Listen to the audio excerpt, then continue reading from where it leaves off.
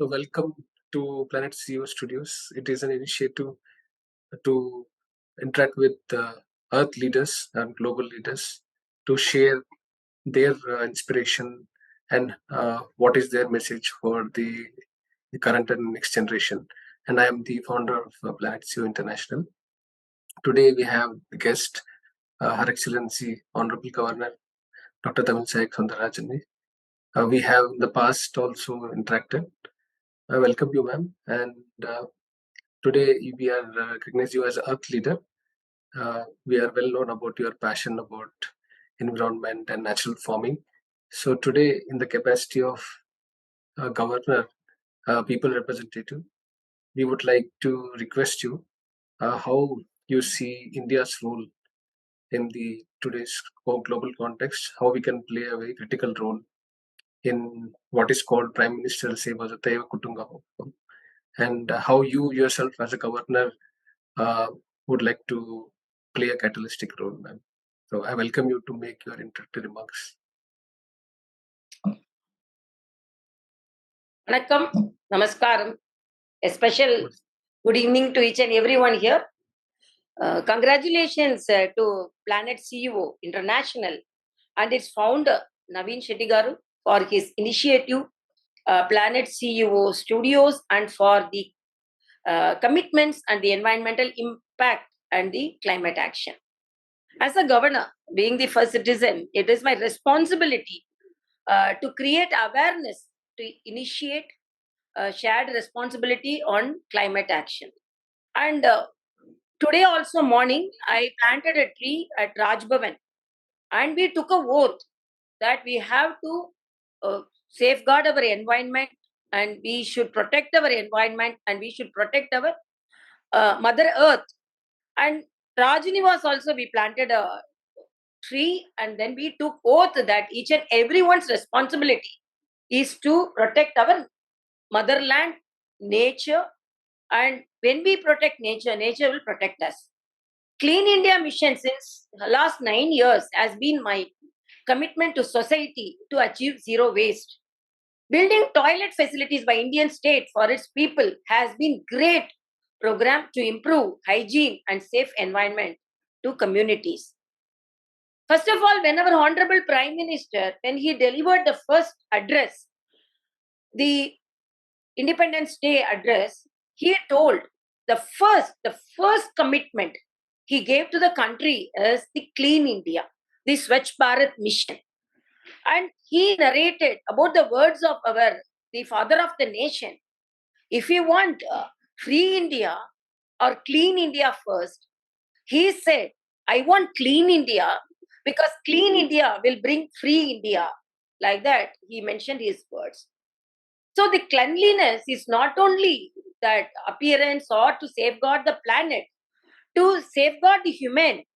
And by implementing the Clean India project, the first year itself, the government saved 60,000 crores because of the cleanliness. In Tamil, there is a phrase saying, Suttam Soru Podu.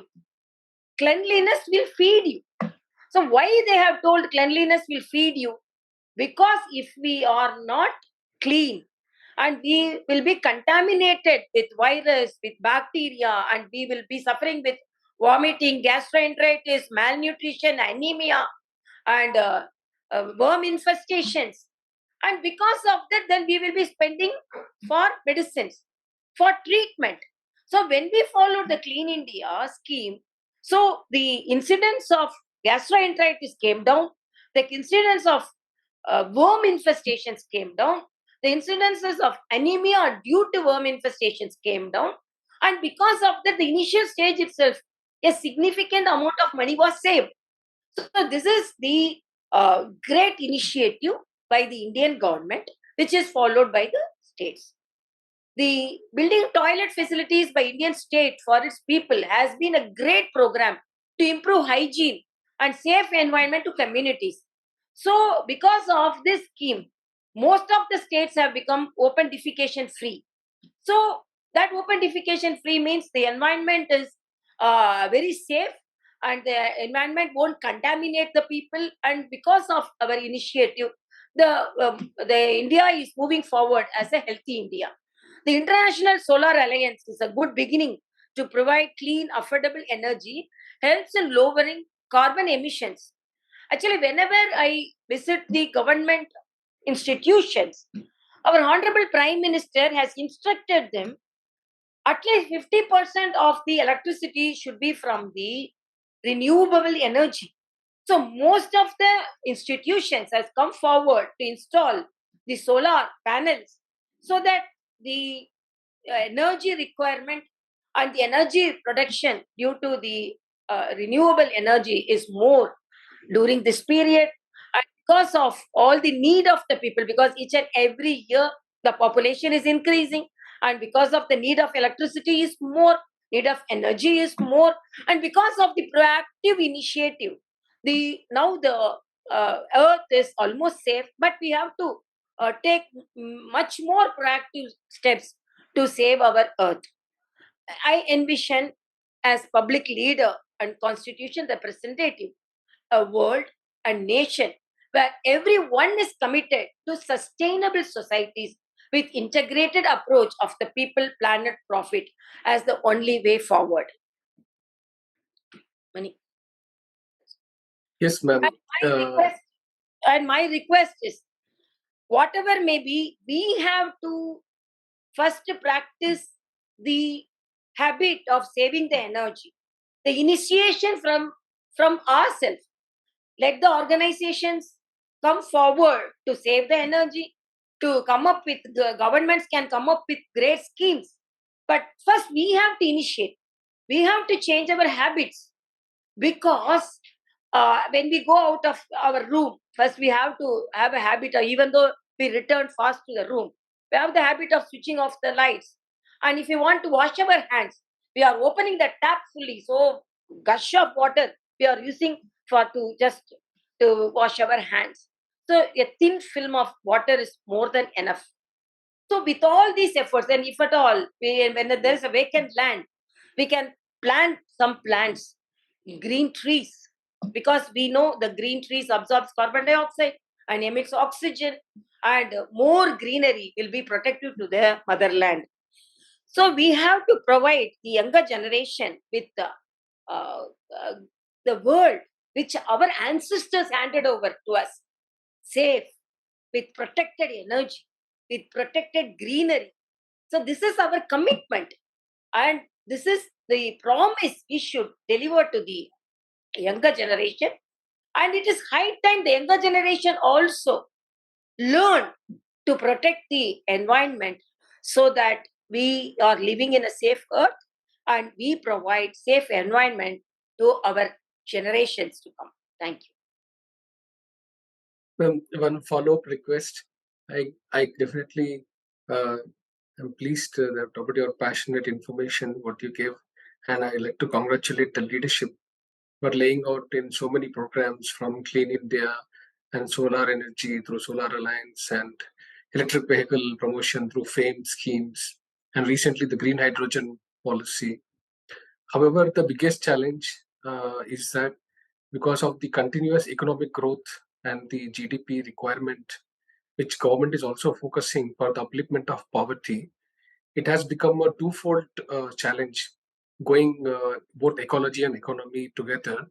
And the biggest challenge is that to achieve this even in a short period of time, because the clock is ticking. We know that around the world, the various challenges, it's not that nobody's aware of, but the biggest challenge is about ice melting in the North Pole and other polar regions in Himalayas, and the change of ocean level and changing of the agriculture patterns because of the climate resilience shortage, and also groundwater levels. These big challenges are there apart from the energy level. So how do you see that the government can really do in a big scale, considering both this economy and ecology going hand in hand, and taking people along and then meeting their aspirations? And the world we are already seeing in the last couple of years has put a lot of pressure on India to deliver on ecology, and also they want to be part of the India growth story. How do you see this balancing can happen, ma'am? Yeah, it's a very much concern you are conveying this message. And first of all, as our honorable Prime Minister says, life making small changes initially, because we cannot do magic at a time. But first of all, we should create the awareness to the children, to the public, uh, so that more warming, and we are moving towards very the natural calamities. And why we have earthquakes, why we have so many problems, and then torrential rains, floods. So these all the anger of the nature, which is shown in a subtle way. So we have to convey to the youngsters, because first of all we have to uh, be aware that uh, the planet should be saved. One. Second, for example, air conditions, because it may cool us, but it's not cooling the earth. So how it could be replaced? And whenever there is could be natural ambience, why to use the air conditions? And most of the places where, as I already told, in big institutions, the renewable energy is more practiced than making our natural resources deplete. So with all those things, then conservation of water, so many things are there. So when we start the renewable energies and conservation of water, and less use of the uh, electricity, and wherever then alternate could be done, making it as possible. So with all these things, because nowadays, in spite of our particularly plastics, we know that plastic is so hazardous, but still we use the plastic bottles. But sometimes we are unable to have some alternate, for example, disposable bottles. So even though we are not taking it as a single-use plastic, but when we are is disposable, because just we get one cover of sachet of a sachet of water, just they drink and throw it away. So it is very easy to use. So to replace it, what we are going to do? So nowadays, instead of plastic cups, we can replace with mud cups. And then instead of plastic bottles, we can replace it with glass bottles. But maintaining it, because it is easier, the use and throw it is much easier than to recycle it, and than to reuse it, and then to wash it and use it. So these are the difficulties. But this difficulty should be weighed against the problems we will face because of the disposable plastics, because of the use of single use plastics. So when we think that the dreadful situation which we will face, definitely, naturally, we will start using all these alternate methods. So this is in our hands. And government, I told I always laud our honorable Prime Minister, because each and every time he delivers a lecture, and to the students particularly, he has enforced how our earth should be saved, and more forest cover should be improved, and even the states should improve its forest cover, and the plantation should be motivated. And even among the children, the Swachh Bharat, it became a movement, particularly when our honorable Prime Minister introduced that. And then when there was a competition on Swachh Bharat, because we want to take it to the younger generation. More than 2 crore children participated all over India. So these are the things which we have to take forward. It's not easy, because when we practice some easy methods, it is not easy to change the human into another method. Everything that this is fashion, grand old method. Our grandmothers and mothers washed the tumblers and they reused it. So no problem for this disposable plastics, and earth was saved. But then we became lazy to wash the vessels, and then we wanted everything to drink and throw it away. So that made our earth more heavy and more suffocating, I have to say. You have to feel that as we are suffocating. Our Mother Earth is suffocating. So it is our duty to give her more oxygen. It is our duty to give her more nutrition. And it is our duty to give her more greenery. It is our duty to give her more water. So this is our ancient tradition. We prayed the rivers. We saluted the water for resources. And we prayed the earth. And before dancing itself, in Tamil Nadu, there is a culture, I don't know, in other parts, before dancing, because they are hitting the Mother Earth, they used to pray, please bear my force, and then only. So we were safeguarding and praying the Mother Earth and natural resources. But after, as a fashion, as an advancement, we almost forgot all our traditions. So it is high time. Why our ancestors practiced such practices to safeguard the nature. So it is a great moment, and we are very happy. The whole world is now looking into it, and the country is also taking forward. Particularly, you are aware the G20 conference. One of the main themes is the protecting the planet, to protect the environment. So, with all our commitment, we have to move forward. That is the message. Definitely, ma'am. It has been a blessing since 2015 when Prime Minister and country had to sign the climate agreement in Paris, and then everything started. So all these are pioneering initiatives, and the leadership, including the Prime Minister, has been delivering on it. As you rightly pointed out, there is a need for us to go back to our roots and change our lifestyle and behavior. It's not that we have to learn something. I think this is something we are already our previous generations were all aware of these things. It's only just getting back to those roots. And this Planet CEO Studios is an initiative to work with the leadership. And we realized that even in the last interaction, that there is a need for people to just get back to the roots and see what our previous generations have done to live harmoniously with the nature.